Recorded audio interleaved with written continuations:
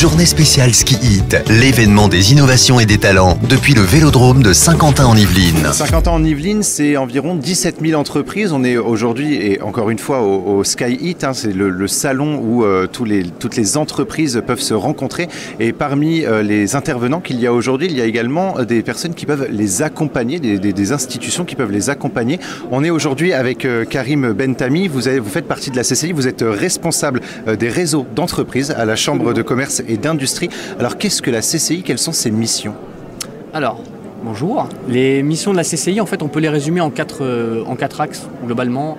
Le premier, c'est avant tout d'assurer la représentation des chefs d'entreprise, parce qu'une chambre de commerce et d'industrie, c'est une maison qui est fondée par les chefs d'entreprise et pour les chefs d'entreprise. Donc on a cette mission vraiment d'assurer la représentation de nos entrepreneurs sur le territoire.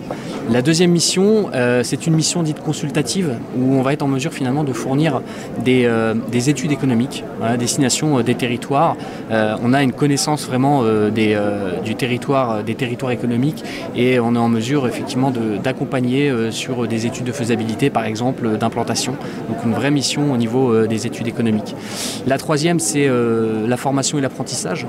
On a été les créateurs du contrat d'apprentissage. Alors je vous dis ça, nous n'étions pas nés à l'époque, mais on a une vraie expertise sur la formation, sur l'apprentissage, sur aussi la formation en continu. Le réseau des chambres de commerce, c'est le plus gros centre de formation et d'apprentissage en France. Ça aussi, on ne le sait pas assez.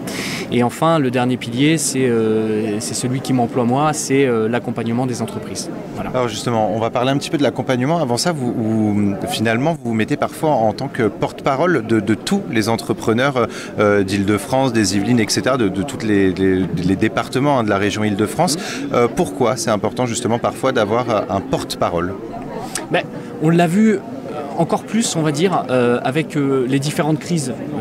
On a commencé par une crise sanitaire en 2020, un confinement, enfin on s'est tous regardés un peu dans le blanc des yeux à ce moment-là, et on a pu compter sur le réseau des chambres de commerce et d'industrie pour justement aller au contact des entreprises. On a, moi ce qui me plaît, cette image qui me plaît à donner, c'est cette faculté à sortir notre passeport diplomatique. En fait, on est les représentants des chefs d'entreprise, donc on passe, entre guillemets, on passe partout.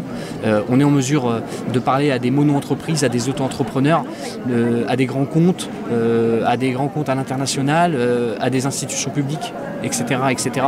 Et en fait, c'est ce qui fait notre légitimité, c'est justement notre faculté, et c'est ce qu'on doit garder en fait. C'est vraiment notre légitimité à pouvoir parler, à pouvoir représenter les chefs d'entreprise. Alors au niveau de l'accompagnement, quels sont les accompagnements justement que vous proposez, et surtout, est-ce qu'il y a seulement les grandes entreprises qui peuvent être suivies par la CCI, ou est-ce que même les petites entreprises peuvent être suivies? Tout le monde peut être. La CCI, c'est avant tout, comme le dit notre président, c'est la maison des entrepreneurs, donc de tous les entrepreneurs. Maintenant, il faut être réaliste.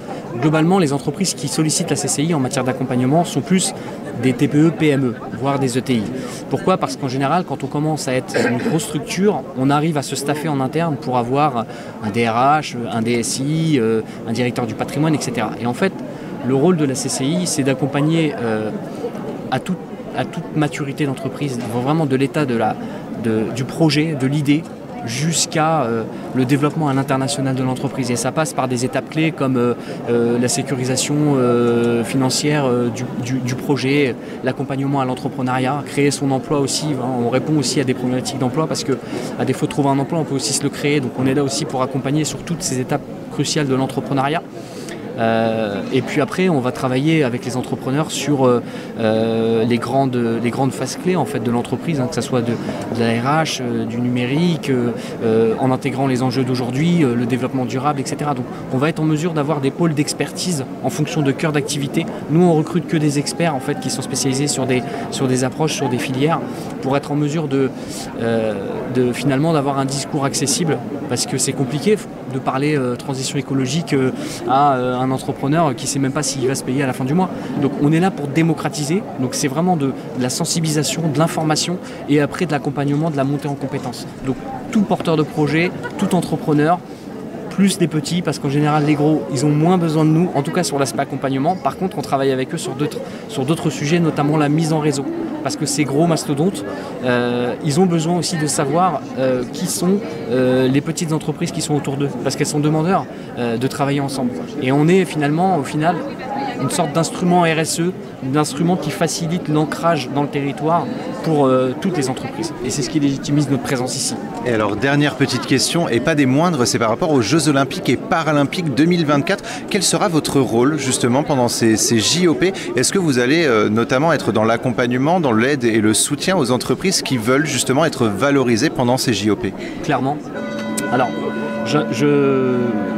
je n'invente rien quand je dis que l'organisation des JOP, il y a forcément des retombées économiques qui vont être conséquentes. On le sait. Maintenant, l'enjeu pour nous, à la CCI des Yvelines, c'est de faire en sorte que lorsqu'on va, et on a de la chance d'être un territoire qui va accueillir plusieurs épreuves, entre le vélo ici au Vélodrome, entre les épreuves d'équitation à Versailles, le golf national, le BMX sur la colline des Lancours, etc.